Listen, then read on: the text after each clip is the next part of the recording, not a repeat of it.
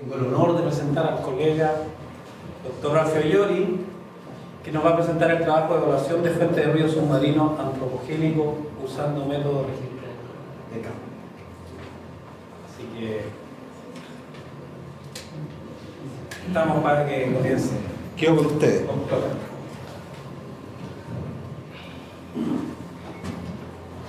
Ya. Buenas tardes. Bueno, para los que no me conocen, mi nombre es Ralph Iori, soy profesor del Instituto de Acústica acá de la Facultad de Ingeniería de la Universidad Austral. Y el tema que les voy a presentar hoy día nace de una nueva línea de investigación que creé acá dentro del instituto, con el objetivo de poder medir los niveles de ruido bajo el agua y posteriormente el impacto ambiental de estas fuentes, de estos niveles bajo el agua, sobre el entorno y específicamente sobre los marinos, los mamíferos marinos, que es el interés que tengo yo. Bueno, como dijo el profesor Barro, el doctor Barro, es una evaluación de fuentes de ruido submarino antropogénica usando un sistema, un método de registro de campo que voy a explicar a qué me refiero con registro de campo.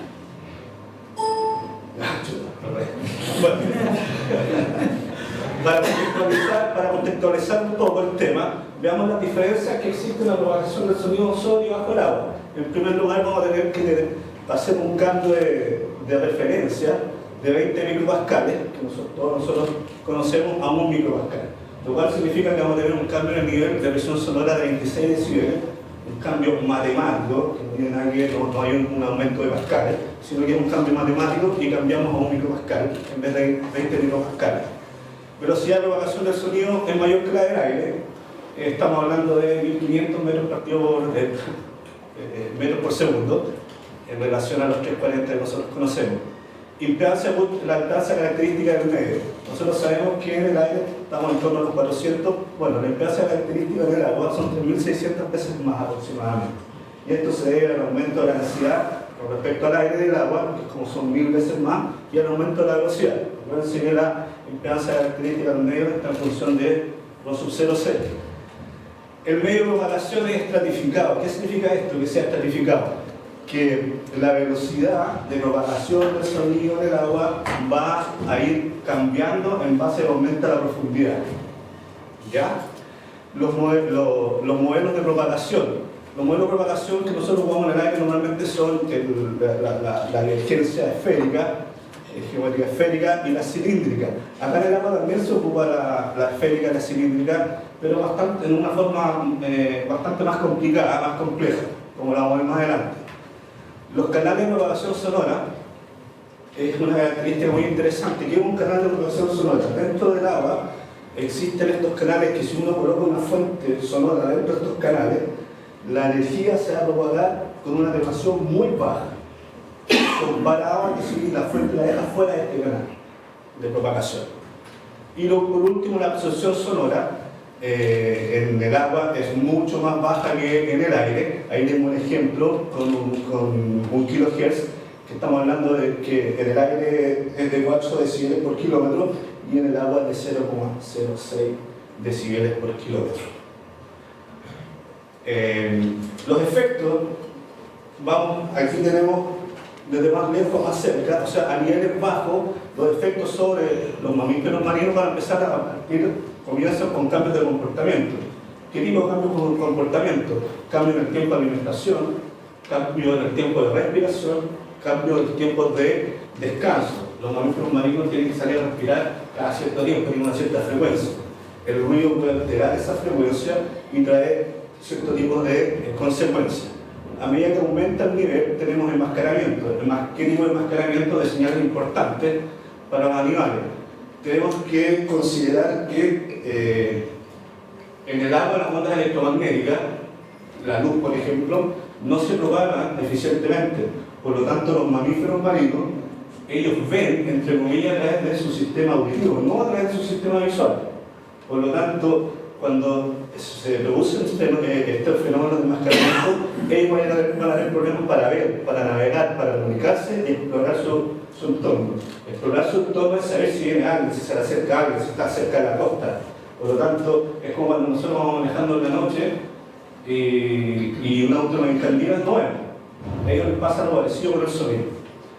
Después, el típico cambio temporal del umbral auditivo, después el cambio permanente del umbral auditivo, y lo más importante es que si los niveles siguen aumentando, a los mamíferos marinos les sucede algo parecido al mar de presión que les sucede a los buzos cuando están mucho tiempo debajo del agua y suben rápido, se forman burbujas de gas en los tejidos y en la sangre, específicamente en hidrógeno. Entonces, a estos tipos, a los mamíferos marinos, cuando están expuestos a niveles muy altos, se produce un fenómeno de gravitación, se forman burbujas de aire, de hidrógeno en su cuerpo, y eso está demostrado cuando se hace una autopsia a ballenas varadas. Y que hay una coincidencia de varamientos de ballenas con experimentos o militares o cuando utilizan los sonares. Que vamos a ver los niveles de los sonares más adelante. Bueno, para contextualizar, no sé muy bien, un poco de qué estamos hablando, de los niveles. Aquí tenemos unas actividades, las trains son dragadoras, son barcos dragadoras. Acá en Valdivia nosotros tenemos una dragadora que es la Ernesto Pinto y que tiene niveles que tienen entre 160, 180. Tenemos los training también, que son perforadoras, que tienen niveles también que están en 160, 170, pero si vemos acá actividad militar, acá están en 215, 240, 235 decibeles bajo el agua, que es bastante alto. Y como fuentes ambientales, naturales, estas son fuentes antropogénicas. No dije lo que son antropogénicas, bueno, las antropogénicas son generadas por el hombre. Estamos hablando de ruidos generados por fuentes submarinas antropogénicas, me refiero a fuentes exclusivas generadas por el hombre. Ahora, niveles de fuentes naturales abajo, tenemos, son como 90 y 80. Ahora, estos niveles de la bibliografía que yo los saqué son peak to peak, así que si idealmente los consideramos como sinusoidales, para el RMS tenemos que mirar como 9 decibeles, esos valores que tenemos ahí. Pero en definitiva, un nivel bajo el agua de 80 decibeles, 90 decibeles es un nivel muy bajo. 80-90 decibeles es un nivel muy bajo. Si nosotros nos vamos por el río, por el Curibay, nos vamos por ese pedazo de río que hay hacia adentro, que es un lugar de muy bajo río, ahí estamos midiendo 87 decibeles. Para cuantificar en realidad de lo que estamos hablando. También, contexto, audiograma del ser humano en el aire, audiograma del ser humano en el agua. El audiograma que tenemos en el agua lo tengo referido a 20 micropascales para poder compararlo con el audiograma en el aire, si no, no lo podría comparar. Vemos que en el de arriba, ahí tenemos la curva de mínima sensibilidad de nosotros, donde está, ahí nace el 20 micropascal. Vemos que bajo el agua, la sensibilidad, el oído se pone más duro, menos sensible, y hay un aumento de como 42 decibeles. O sea, podríamos decir que el ser humano bajo el agua necesita un nivel de presión sonora de 42 decibeles por sobre el que necesita en el aire para escuchar. En rigor no es así, son solamente 6 decibeles más, porque acá está considerado el cambio de impedancia. Si nosotros relacionamos, sacamos el 10 logaritmos de la impedancia característica del medio en el aire y en el agua, son 36 decibeles. De 36 a 42 tenemos los otros 6, así que en rigor bajo el agua nuestro oído pierde la sensibilidad, aumenta el trecho en 6 decibeles. Bueno, también para contextualizar, aquí tenemos nuevamente, si volvemos atrás, esa curvita que tenemos acá, que es el audiograma del ser humano, el trecho, el umbral auditivo, que es lo correcto. Aquí lo tenemos también en rojo, pero ahora está con una referencia de 1 micropascal. Lo hago en 1 micropascal para poder compararlo con los umbrales de algunos mamíferos marinos. Vemos que subió justo 26 decibeles el umbral del ser humano, el rojito. Ahora está en 70 y tanto. Bueno, acá tenemos distintos umbrales. Tenemos el umbral auditivo de los odontoceros. ¿Cuáles son los odontoceros? Son cetáceos dentados. Ahí en ese grupo están las orcas, los delfines, los cachalotes. Están los misticeros, que son los cetáceos más grandes, ballena azul, ballena fin, ballena franca, y tenemos los pinípedos, que son los globos marinos, los elefantes marinos y las morsas. Vemos que difieren bastante los umbrales. Los microcetos trabajan alto en baja frecuencia, porque ellos se comunican en baja frecuencia, y los odontocetos trabajan alto en alta frecuencia, estamos hablando de 100.000 Hz. Y estos tipos trabajan en esos rangos porque, como nosotros sabemos, los odontocetos, para comunicarse, ellos emiten ultrasonido y ellos se posicionan, igual que los murciélagos, se posicionan se posicionan espacialmente, emiten ultrasonido y reciben las reflexiones. Y los pinípedos, bueno, los pinípedos son bien especiales porque ellos tienen un grado auditivo bajo el agua y un grado auditivo sobre el agua. El que tenemos acá es bajo el agua. El lobo marino cuando sale escucha y cuando está debajo del agua también escucha, y son umbrales distintos. Sobre la absorción del agua, sobre la absorción sonora en el agua. La absorción del sonido en el agua se produce a partir de dos fenómenos: el fenómeno viscoso y otro que se llama relajación molecular o iónica. El roce viscoso es el mismo que nosotros conocemos en el aire, que es el roce entre moléculas. Cuando viene frente de onda, las moléculas se mueven, se rozan y se transforma la energía acústica, se transforma en calor a grandes rasgos. Ahora, cuando nosotros medimos la absorción sonora bajo el agua y en agua destilada, sin ningún tipo de mineral, y en agua de mar, con muchos tipos de sales minerales, se descubrió que la absorción en el agua salada es 30 veces mayor que el agua destilada. En el agua destilada la absorción es netamente por viscosidad. En el agua salada se suma la relajación molecular o iónica. ¿Y qué es la relajación molecular? Es un proceso de disociación y reasociación permanente de unas sales que son el sulfato de magnesio, que está en el mar, y el ácido bórico. Estas dos sales en el agua de mar están en permanente dos estados, y para pasar de un estado a otro necesitan energía, y esa energía se la entera la onda sonora. Entonces la onda sonora, al producir que estas moléculas pasen de cambio de estado, es una transformación química al final, absorben energía de la onda sonora. Para frecuencias menores a 100 Hz, vemos que la absorción es prácticamente, o sea, no es nula, pero es muy baja. Estamos hablando de 10 a menos 2 a 10 a menos 3 de kilómetros, bajo 100 Hz. Otro ejemplo es que bajo 1000 Hz, la absorción sonora, recién en rangos de 40 kilómetros, empieza a ser de 0,1 dB por kilómetro. O sea, estamos hablando de si una fuente sonora la ponemos acá en Niebla, en el muelle de Valdivia, y la onda sonora viaja hasta Niebla y vuelve a Niebla para acá, recién tiene 0,1 dB de atenuación por distancia. Por lo tanto, la atenuación no siempre se considera en el agua para distancias cortas. Y lo otro es que la absorción sonora es fuertemente dependiente de la presión. Por lo tanto, va a ir disminuyendo la absorción sonora a medida que aumentemos la profundidad. Sobre los modelos teóricos de propagación, nosotros ocupamos harto el modelo de propagación esférica. Acá se ocupa el modelo de propagación esférica, pero en agua profunda, bien profunda. Cuando estamos en el segundo caso, se utiliza, cuando estamos en un canal sonoro. ¿A qué me refiero a un canal sonoro? Que hay una superficie reflectante arriba y una superficie inferior. Si tenemos la fuente acá, bien cerca de la fuente, la propagación va a ser esférica, pero cuando ya los rayos empiecen a actuar con la capa superior y empiecen a actuar con la capa inferior, esa propagación ya se va a transformar en cilíndrica. Eso se ocupa por eso en situaciones que tenemos canal sonoro. Aquí tenemos la esférica y aquí empieza la cilíndrica.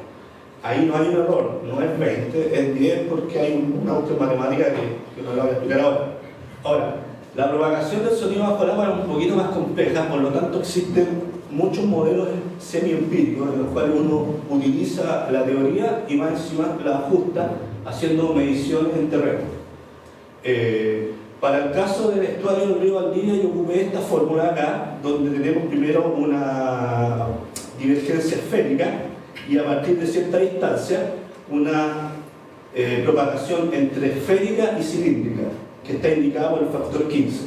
Hay otros modelos empíricos que usan el 40 o el 30, cuando tenemos dipolos acústicos y otras, pero este modelo fue el que más se acercó y el que yo utilicé finalmente acá en el estuario del río Valdivia, un modelo de propagación entonces esférica y después entre esférica y cilíndrica. Bueno, les hablé que el medio marino, el agua, es un medio estratificado, o sea, tiene perfiles de velocidad. Aquí podemos ver cómo varía la velocidad con factores como la temperatura, salinidad y profundidad. Si nosotros vemos acá que esto para aguas profundas, estos perfiles se dividen en 3 capas. Las 2 primeras capas, que la primera es la capa superficial y la segunda es la termoclima estacional. Acá dice estacional, yo lo veo borroso, ¿ustedes lo ven igual de borroso? Sí. No debería ser borroso, pero miren, ahí dice capa superficial, ahí dice capa termoclima estacional. Esas 2 capitas son dependientes de las condiciones que existen sobre el agua. Si hace frío, si hace calor, si llueve mucho, entra agua dulce, si hay una desembocadura de un río, hay agua dulce también. Por lo tanto, la forma que tiene esta curva acá varía y por eso aquí la tengo amplificada. Fíjense que podemos tener una curva que va y tiene un punto de inflexión acá, que eso pasa en invierno, o sigue recto para allá, que eso pasa en verano. Esa diferencia acá, estos puntos de inflexión, que aquí hay un máximo, después les voy a explicar las consecuencias que trae eso. Después la siguiente capa es la termoclima principal, que es una capa en que no es afectada por las condiciones ambientales superiores, pero sí presenta un gradiente negativo siempre de velocidad. Ahí va disminuyendo la velocidad. Llega un punto en que la velocidad es mínima y después empieza a crecer. Esta capita que hay acá abajo, que es la isoterma profunda, es una capa que se caracteriza porque la temperatura en ella es constante y está en torno a los 3,9 grados Celsius. Todo esto es 3,9 grados Celsius. Ahora, estos puntos de inflexión son importantes, aquí y el que se forma acá en caso del de invierno, porque ahí nos permite entrar al concepto de los canales de propagación que yo les había hablado anteriormente. Fíjense que en este caso tenemos esta curva, estamos más o menos cerca de la superficie acá, tenemos esta curva que va aumentando la velocidad, que hay un máximo de velocidad y aquí va disminuyendo la velocidad. Si tenemos una fuente esférica ubicada en la superficie, producto de la ley de Snell que nos dice que el fenómeno de refracción, los rayos de esta onda esférica van a ser refractados hacia arriba, hacia las capas de menor velocidad, y los rayos que salen de este canal van a ser refractados hacia abajo, hacia las capas de menor velocidad. Aquí se está formando un canal de propagación. Y la propagación va a seguir así, se refracta, se refleja, se refracta, se refleja, se refracta, se refleja, y así va a ir sucesivamente y va a avanzar. Y las pérdidas de energía se producen exclusivamente acá en las reflexiones, porque dependiendo del estado del mar, de la escala de viento, vamos a tener reflexiones arriba que pueden ser especulares o pueden ser difusas, podemos tener un coeficiente escálico ahí. Entonces en cada reflexión arriba se va a perder energía. Y en las que alto abajo se van hacia la parte profunda. Lo interesante acá es que se forman zonas de sombra, que para el ejemplo que puse yo acá, para los 20.000 Hz podemos tener hasta 40 decibeles, un nivel más bajo con respecto al que tendríamos si esta fuente esférica se estuviera propagando en condiciones de campo libre. Transmitiéndose a través de la teoría de rayos recta. Bueno, este canal, el canal sonoro profundo, es uno de los es súper importante. Este canal se produce acá, fíjense, si ponemos la fuente justo en el punto de menor velocidad, vamos a tener que el sonido se va a refractar todo el tiempo y va a seguir dentro de este canal que se forma en los puntos de velocidades, por ejemplo acá y acá se forma un canal que tiene la misma velocidad. Si yo pongo la fuente dentro de ese punto, la onda se va a transmitir con muy poca pérdida a grandes distancias. Dentro de la infinita sabiduría que tienen los animales en su ADN, por ejemplo, las grandes ballenas bajan a este canal que en latitudes bajas se ubica entre los 1000, 1200, 900 metros de profundidad. Las ballenas bajan y emiten su sonido en ese canal cuando ellas desean que se escuche bien lejos, que su voz llegue a distancias bastante grandes. En latitudes grandes, cerca de los polos, este gráfico cambia y este puntito se va hacia arriba. Se forma un canal SOFAR bien cerca de la superficie, por ejemplo, en el polo. El hombre ha hecho experimentos tremendos acá en este SOFAR. Ha hecho explotar cargas de dinamita o de explosivos en realidad acá y se han logrado percibir el ruido de la explosión a distancias de hasta 19.000 kilómetros. Estamos hablando de la mitad de la circunferencia de la Tierra. Así que esa es la capacidad que tiene la transmisión este canal. ¿Por qué transmite tanto? Porque dentro del canal solamente hay refracciones, no hay ninguna reflexión, pura refracción, que no consumen energía. Bueno, después de esa introducción al proyecto de investigación, ¿cuáles fueron las motivaciones de este proyecto de investigación? Que las he dicho ya más o menos. El ruido subacuático de origen antropogénico en Chile no se ha considerado hasta el momento. Me interesaba empezar una nueva línea de investigación dentro del instituto para poder empezar a hacernos cargo del impacto acústico que tiene el ruido antropogénico en nuestro medio ambiente. Implementar un sistema de bajo costo, de acuerdo al presupuesto que manejaba, tenía que ser un sistema de bajo costo que permitiera medir correctamente, obtener una base de datos de fuentes de ruido lo suficientemente fidedigna como para empezar a trabajar en estudios de impacto ambiental, que es importante que ustedes que están acá empiecen a considerar este tipo de contaminación. En sus propuestas tienen que considerar ahora, y es un plus para ustedes, empezar a considerar el efecto bajo el agua, el efecto del hombre, de sus proyectos, sobre todo cuando hay instalamiento de pilotes, los efectos bajo el agua, que ya estamos en condiciones de medirlo. El área de estudio fue todo el estuario del río Valdivia. Dentro del estuario del río Valdivia, yo identifiqué varias fuentes. Las fuentes fijas fueron el aeródromo, Shipyard, es el astillero de ACENAP, con distintos tipos de tareas. Estas tres de acá fueron tareas en embarcaciones que estaban fuera del agua. Sandblasting es cuando estos tipos, el arenado con el cual pulen el metal. Aquí hay arenado con un esmeril, acá hay arenado con golpes metálicos. Aquí hay el riverting es cuando remachan, están remachando dentro de una embarcación, pero esta embarcación está dentro del agua. Tenemos acá una cantera donde había un bulldozer cargando rocas sobre un camión tolva. Esta es una fábrica que es la fábrica de Coyico de levaduras, y este es un muelle que fue justo coincidió en mi investigación con la construcción del nuevo muelle de Valdivia que se hizo en base a puro anclajes de encallamientos de pilotes de 60 centímetros de diámetro, que no son los más grandes, pero tampoco son pequeños. Fuentes fijas, fuentes móviles, todas las embarcaciones que muchos de nosotros conocemos. Una de ellas es importante, que es la Solar 3, que es una de las embarcaciones eléctricas que trabajan con electricidad alimentada por energía solar. Vean la potencia del motor. Aquí está la longitud, vemos distintos tipos, la potencia del motor. Y esta clasificación yo se la pedí a la Gobernación Marítima, que en base a su criterio, que clasificaran estas embarcaciones entre pequeñas, medianas y grandes. Y esa es la que me dieron ellos los marinos. Ahora, llama la atención acá, para que después veamos los resultados, la Reina Sofía, que es una embarcación que fue catalogada como mediana y tiene un tremendo motor de 320 HP, que está en el orden de las grandes. Y dentro de las grandes, el Calle, que tiene un motor muy pequeño de 115 HP, que estaría en la frontera entre las pequeñas y las medianas, incluso las medianas.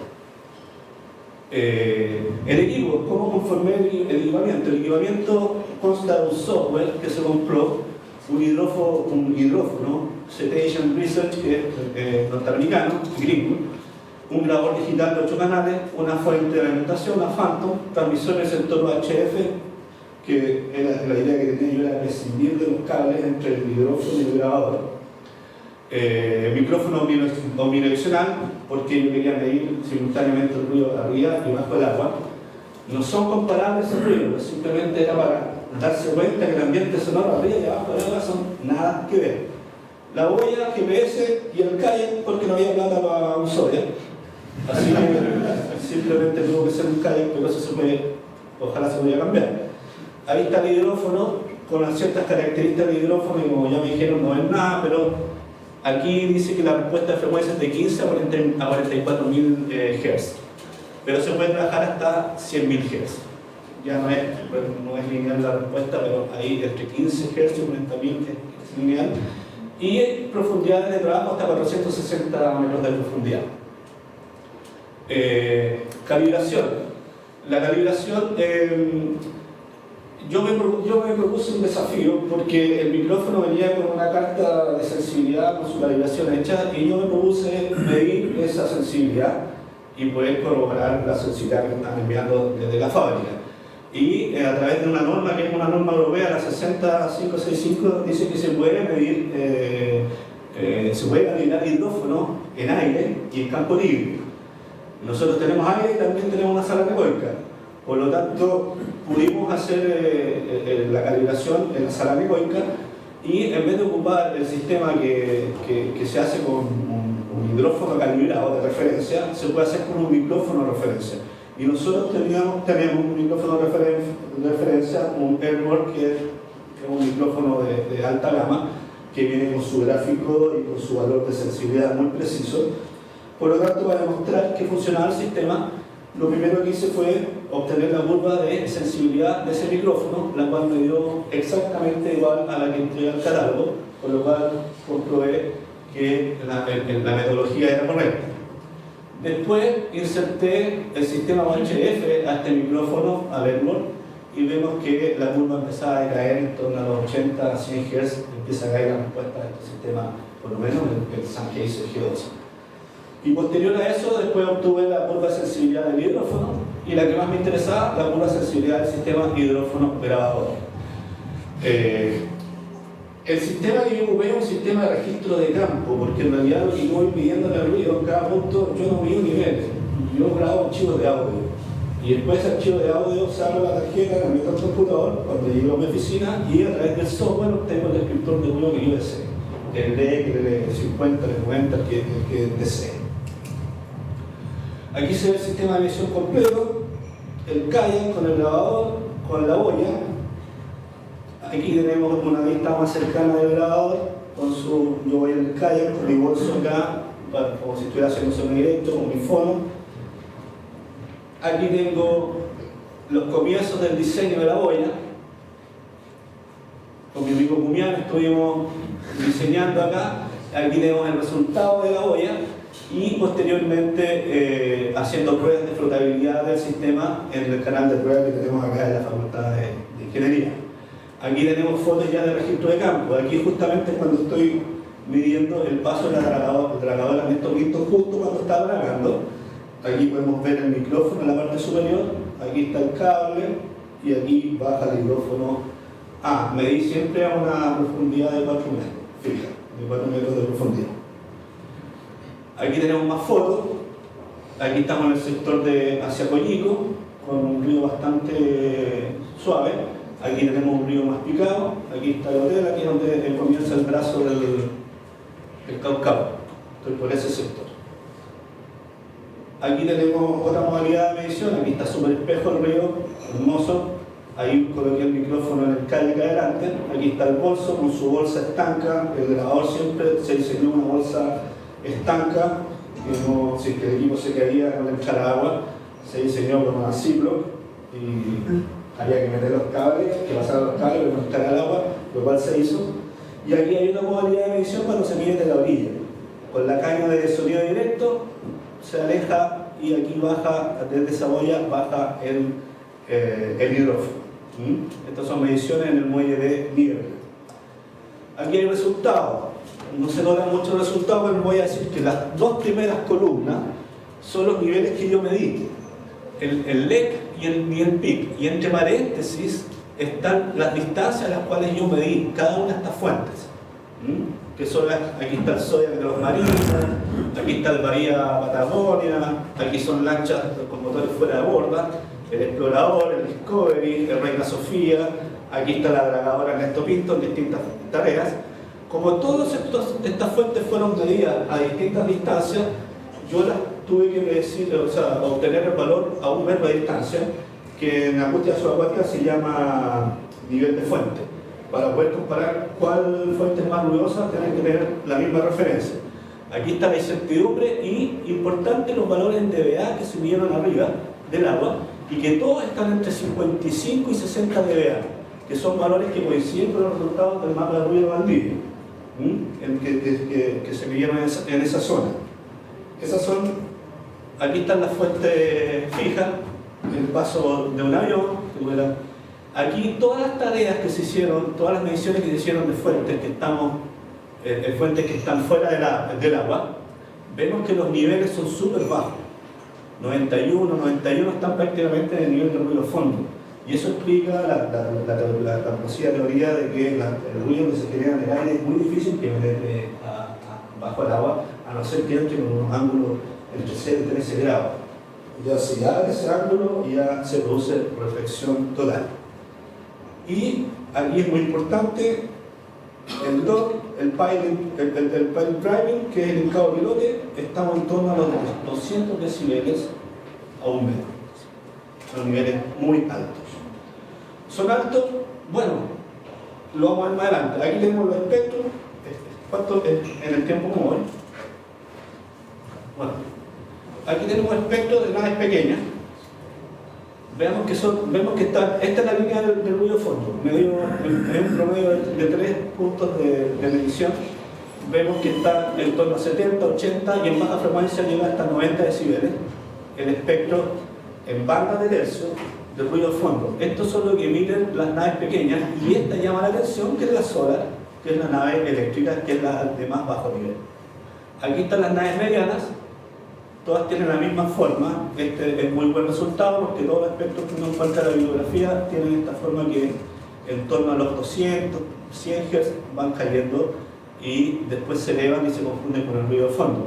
Aquí sobresale justamente la Reina Sofía de las otras naves. Acá tenemos las naves grandes, que también podemos diferenciar esta de acá, que es justamente la Calle, que está algo más bajo que las otras, porque es una nave que tenía un motor de 115 o 100 HP. Y este de las fuentes fijas, donde vemos que en baja frecuencia las tareas que medí en la cantera o la fábrica esta de Collito, tienen frecuencias que están en baja frecuencia, se confunden con el ruido fondo, y este es el hincado pilote, que está por allá arriba, que a este espectro es el que yo medía 25 metros, por lo tanto, si lo queremos llevar a 1 metro hay que subirle como 20 decibeles todavía. Así que es un nivel muy alto. Y ahora ustedes me dirán, ya, pero ¿alto para qué? Bueno, es verdad, tenemos que hacer comparaciones para saber si el nivel es alto o no es alto. Aquí tengo los espectros que acabamos de hablar, el de los pilotes, el que más me interesa. Aquí este de acá es de Reina Sofía, el Solar 3 es el continuo, este es el barco eléctrico, este es el Reina Sofía y este es el hincado pilote, comparado con el umbral auditivo del ser humano bajo el agua. Aquí el criterio que se discute para utilizar, porque no está aceptado, porque bajo el agua falta mucho estudio que hacer, es que es parecido al de sobre el agua, que a partir de 90, 100 decibeles sobre el umbral auditivo, podemos considerar que ya estaban siendo afectados el receptor.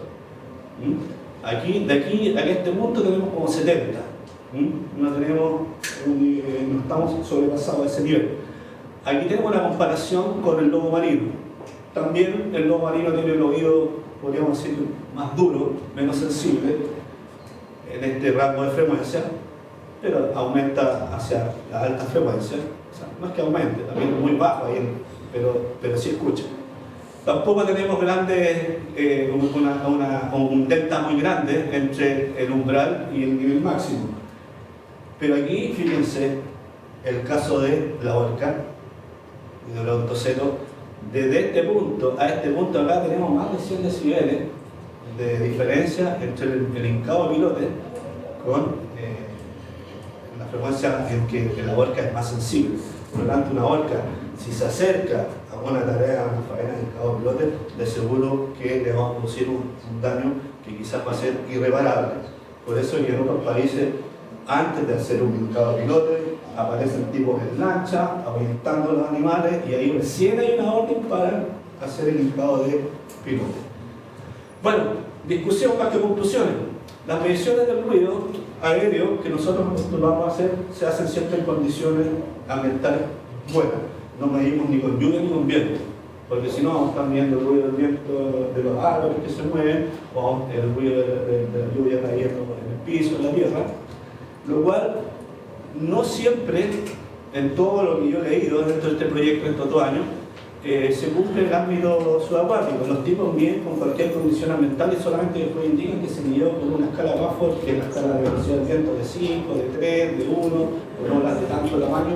Todo eso es ruido ambiental y los tipos miden de esa forma. Y lo que yo traté en un paper que tengo en estos momentos de visión, de hacer entender que las técnicas de emisión sobre el agua deberían ser válidas para medir bajo el agua. El modelo de propagación que escogí se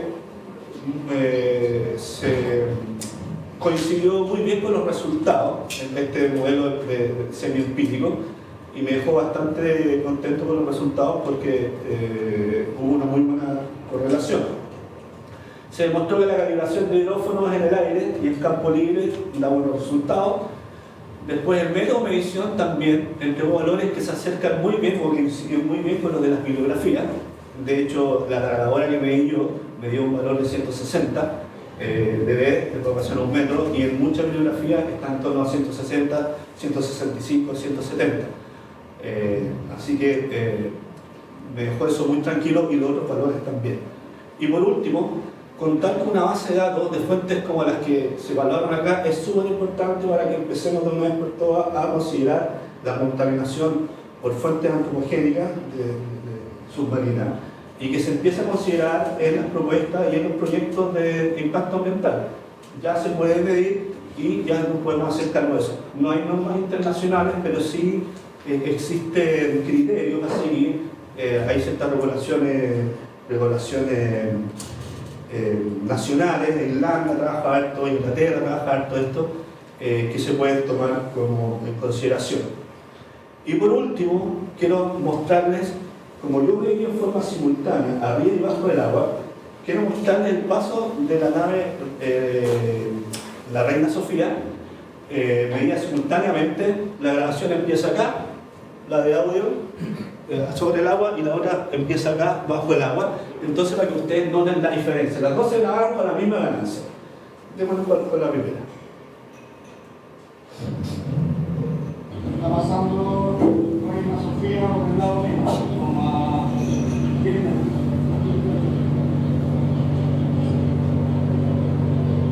Es lo típico de nosotros escuchamos cuando estamos parados al lado del río con su barco. El motor de combustión. Es un ambiente, es tan peor el ambiente que ahora se empezar a escuchar la música ambiente que traía el barquito.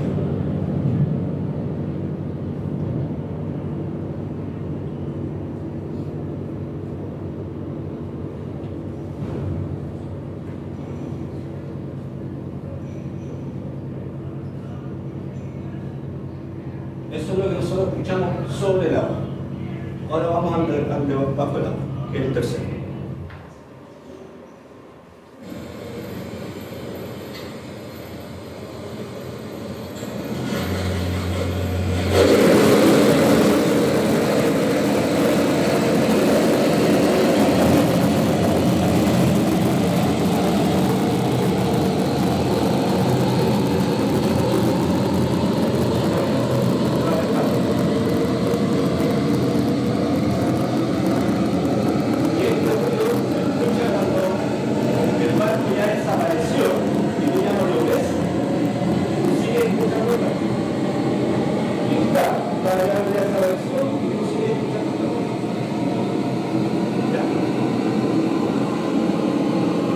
Y como regalo les quiero mostrar cómo se escucha el paso de un avión cuando uno está debajo del agua.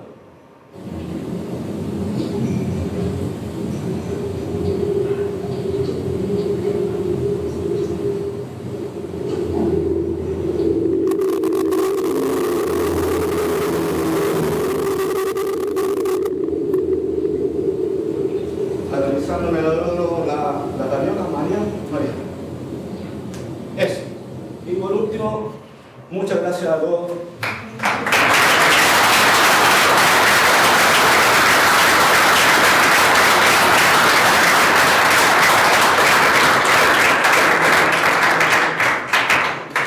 Tiempo para preguntas.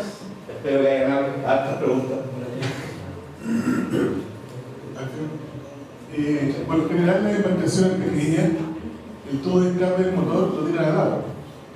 Y en cambio, las grandes tienen chimeneas para descargar los gases. ¿Tiene alguna relación entre las embarcaciones pequeñas que hacen esa mala práctica?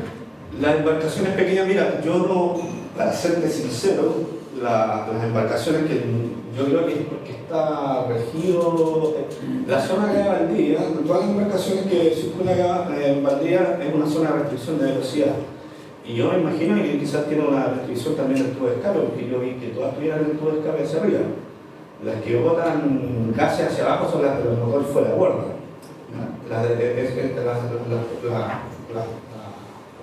Los botes fuera de borda, los motores fuera de borda no tienen nada de botan el gas para abajo, por eso queda tanto aceite cuando no sale.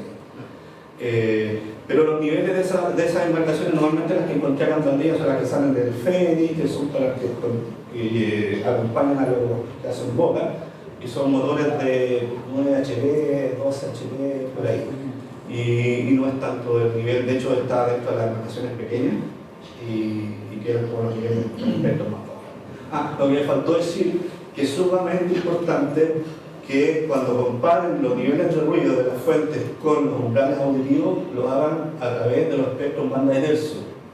Porque el ser humano, el oído del ser humano, que es el mismo oído que tienen los mamíferos marinos, ha cambiado en el tiempo, pero tienen oído interno, externo, tienen el conducto, tienen la cóclea, tienen la trompa de Eustaquio, un poco modificada. Trabajan con bandas críticas y las bandas críticas se correlacionan muy bien con las bandas de tercio octava. Por lo tanto, si usted quiere hacer las comparaciones que hice yo, tiene que ser en banda de tercio. No lo pueden hacer con FFT ni con la densidad espectral de potencia ni de energía. Tiene que ser con banda de tercio. ¿Más preguntas?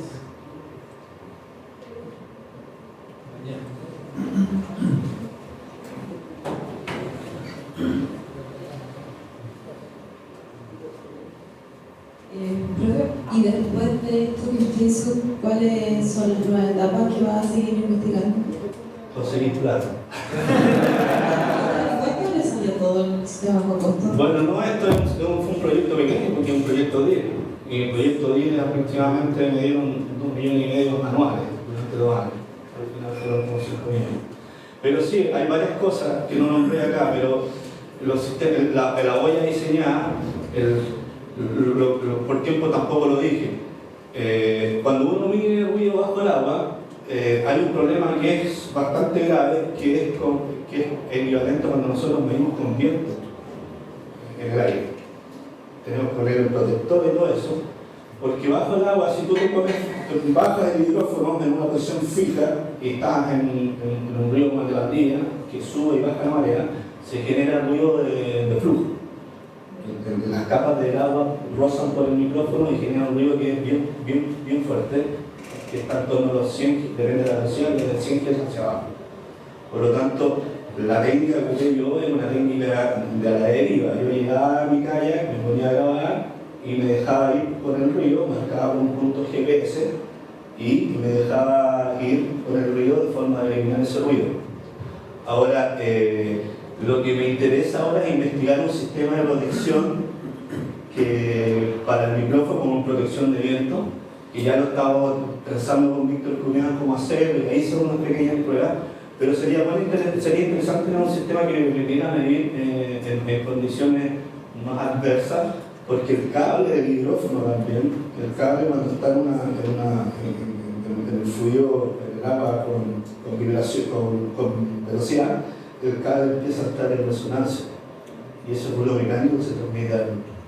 Y esos dos temas son bien complicados de salvar cuando uno está viviendo en condiciones no muy buenas. ¿Hay alguna otra pregunta? Sí, la última línea Hay es más, más, hay más. ¿Por qué los 4 metros? 4 metros de luz. Mira, básicamente por la profundidad de cada estuario. Porque cuando empecé a medir en 5 metros, arrastré el hidrófono varias veces. Y no, en serio. Y en lugares que tú crees que son súper profundos, es bastante bajo. Por eso que trabaja tanto la cargadora acá, tratando de hacer más profunda pero no está estandarizada la profundidad, pero en rigor de los estudios internacionales se mide siempre en torno a 5 o 8 metros.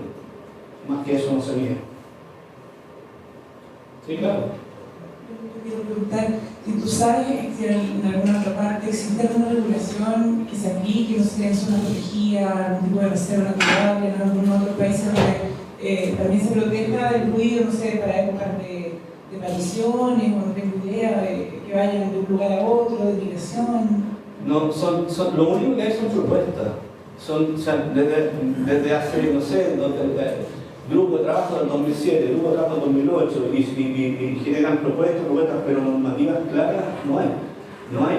Pero sí hay procedimientos como el que nombré. Por ejemplo, se le exige a la empresa que va a hacer, ahora con toda esta boca de los generadores eólicos en el mar, las granjas de generadores eólicos en el mar, que se hincan unos pilotes por 2 metros de diámetro, tremendo, exigen a los tipos tener observadores, tipos que andan en lancha, dando vueltas y tienen que en una zona segura. Porque yo les hablé de niveles a 1 metro, a niveles a 25 metros. Cuando ya estamos a niveles a más de 100 metros, 125, uno puede asegurar de cierta forma que el daño es posible. Porque, como les mostré, el nivel es bajo y salía en la presentación, hay una reacción de evasión de los animales. Los animales van derecho a su lugar y cuando escuchan un ruido, ellos cambian su dirección. Entonces los tipos trabajan todos esos fenómenos, los trabajan para que cuando empiece el trabajo pilotado, aseguren que no hay ningún mamífero marino cerca. Y les exigen empezar con pilotajes a 1/4 potencia. El primer caso tiene que ser despacito. Tiene que pasar tiempo, 15 minutos para el siguiente piloto. Después tiene que pasar media hora al siguiente y después ya de un cierto rango de tiempo, recién pueden empezar a trabajar a potencia, el martillo de potencia. Entonces, en ese momento le dan tiempo para que el animal que le molestó el ruido se escape, que las lanchas observadoras con tipos que están exclusivamente para ver si hay algún mamífero marino en la cercanía. Pero regulaciones en cuanto a niveles no hay. Es que es muy difícil, pero ¿cuál es el umbral auditivo que vamos a coger para empezar a decir este nivel es alto, este nivel es bajo? Yo decía como que tuviera, por ejemplo, áreas protegidas en una parte, claro, como entrar en la reserva natural y un sector donde tú no puedes echar ni hacer si está regulado. También podrían haber sectores, áreas protegidas donde tú no sabes que hay, por ejemplo, no sé, apariciones, hay que van las ballenas de un lado a otro y llegan a un lugar, en cierta época, y tú ves que se llena de lanchas chicas y de botes, de cosas porque la gente anda ahí mirando. Bueno, en Argentina hay una área protegida que es Puerto Madryn, que es el avistamiento de ballenas, pero las reglas que tienen ellos es que tienen que acercarse con el motor a muy bajas revoluciones y a una cierta distancia tienen que apagarlo. Pero no hay ninguna regla en cuanto a niveles de emisión. No hay nada. Y acá en Chile, que también se está tratando de armar un santuario de la naturaleza en Chiloé, se está trabajando ahora, en este momento acá en la universidad hay un profesor muy conocido que es Rodrigo Cuque, pero él trabaja con hidrófonos también, pero básicamente en detectar los tracks del paso de las ballenas. Él pone hidrófono para saber si pasó una ballena, pero ellos no tienen idea de los niveles, no les interesa eso. Ahora, lo que dices tú es bastante complicado porque, como yo mostré acá, las condiciones del nivel de presión sonora que una fuente va a generar en un determinado paso dependen de la fuente, pero mucho más depende de las condiciones de la estratificación de la velocidad, de la salinidad, de si el fondo es fangoso o es rocoso, porque las reflexiones en el fondo pueden ser el sonido cuando el fondo es muy fangoso o está muy penetrado por agua, el sonido se mete al fondo y sigue hacia abajo en la regulación, no vuelve a la regla, por el cambio de impedancia. y bueno, depende también del ángulo de incidencia. Pero en base a lo que yo he leído, que lo he conocido y no encontré en ningún lado, no hay una regulación en ese sentido. Irlanda yo sé que tiene zonas en que no es Irlanda, Gran Bretaña y Europa, en el canal, en esa zona, en ciertas épocas del año se restringe el paso de transbordadores, porque hay una época que pasan no sé qué especie, pero pasan cetáceos por ahí, para evitar el choque. Eso es lo que yo podría responder. Otra pregunta. Cuando comentaste el libro de fondo que tú me dijiste era como 80, 25 decibeles. Cuando pedías, iba muestreando con audífonos. Sí. Sí, no, yo todo el rato iba con audífonos y el nivel de ruido es tan bajo, te estoy midiendo que medía 4 metros de profundidad, en torno a 80 decibeles, 87. Y el nivel era tan bajo que yo hice pruebas, me gusta hacer pruebas. Y metí la mano al agua, salió la mano al agua y una gotita que cayó en el video. Y cuando entró al agua, yo escuché mi fono tic. A ese nivel de bajo del. Sí, te preguntaba porque tú comentaste que las fuentes se atenúan a muy grande distancia. Sí. O sea, por eso esos 80 que tú medías haya estado metida en la medición, no sé, con X máquina que toma mucha. Claro. De hecho, en el gráfico de ruido de fondo yo les mostré que es ascendente, ¿no es cierto? Es ascendente hacia baja frecuencia. Y yo te dije que en baja frecuencia está como en 90. Y va subiendo, en alta frecuencia es así y en baja sube. En la bibliografía dicen que es el ruido de tráfico marino a grandes distancias. Esa es la explicación que da. No puedo comprobar eso, pero esa es la explicación que se da en la bibliografía. ¿Queda una pregunta, parece? ¿Estamos listos? Yo quería preguntar. Ahí hay una pregunta. Hagan todas las preguntas que quieran. Traten de pillarlo. Quería consultar sobre el estudio de impacto ambiental que tú decías que debería comenzar a hacerse. Por lo que entendí, ¿está solamente restringido al limpiado pilote o podría influir otro tipo de industria? Todas las fuentes antropogénicas, o sea, de origen humano, que puedan afectar el entorno donde va a hacer el proyecto. Si el entorno está bajo el agua, hay que considerarlo. Ahora, ¿qué receptor vamos a considerar? Eso es parte de la flora o de los seres vivos que viven ahí. Pero si hay proyectos que afectan tanto arriba como abajo del agua, pero no se considera la parte de abajo del agua y la autoridad tampoco la pide. Ahora, ya se está empezando a considerar. Yo ya he tenido conversaciones de personas que desean hacer, que están pidiendo estudios de impacto bajo el agua. ¿Pero conoce algún estudio que se haya en Chile? Yo sé, yo no tengo idea, pero puede que haya venido algún gringo de afuera que lo haya hecho, pero acá en Chile el ruido, la contravención acústica bajo el agua no se va a considerar. Y esa fue una de las grandes motivaciones por las que yo quise empezar en esta área. Un poco tarde empecé, sí, pero. Okay. Antes del último aplauso le voy a entregar un regalo para que lo aplaudan después. Una pregunta más ahí de mi alumno. Pero ya está.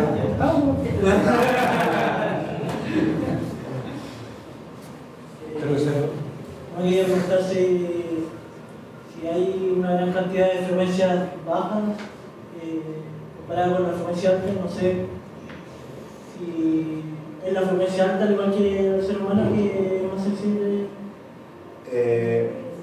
Pero ¿qué sensible que en el ser humano o qué en qué?